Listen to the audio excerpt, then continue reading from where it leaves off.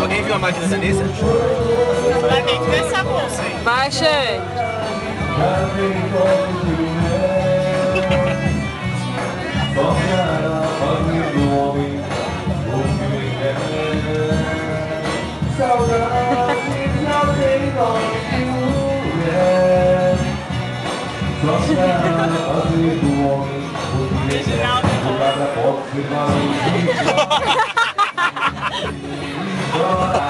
Olha essa.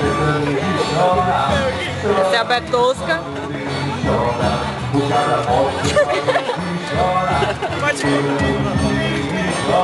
Mari Anderson. Antes eu tava dormindo, né? Agora ele tá acordado. A Dani. Tá seca ainda. O cantor. Vou ficar assim. Oi.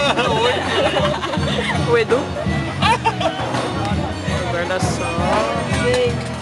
A Marcel. Loira, loira. Tibuiavan. O Tibuiavan tirando foto. Fala oi. Oi. Fala oi. Oi, Jaque. Ela fala oi agora. Ela tá filmando? Para de fazer pose de viado.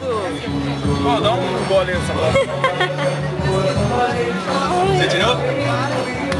Não, ele filmou, que é pior. Você tirou? Ah, ela filmou? É filmando. Ai, que delícia. E continua filmando. Continua? Continua. Vem cá. Pus a Eu tô mão só. precisando de uns toques femininos. Mari. Eu acho que a minha... Ali, ó. Aqui em cima, ó. Não sei, eu acho que essa minha parte anda meio...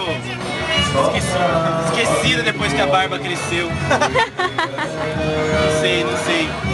Ontem eu vesti uma calcinha da Nessa e não consegui ficar mais do que meia hora com ela, acredita? Antigamente eu ficava um dia inteiro, mas passou.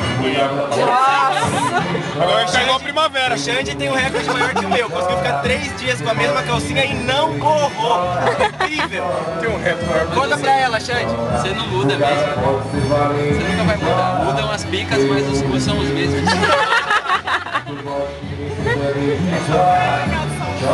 Termina sua música. Vem.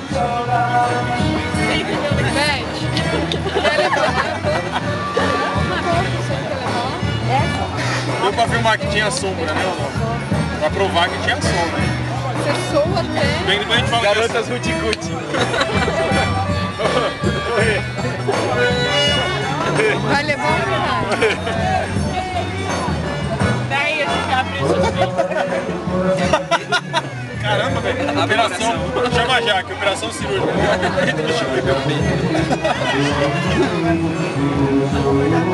Ô, Xande, esse cirurgião plástico que você foi não era muito bom, né? Um peito ficou maior que o outro. Mas eu que pedi.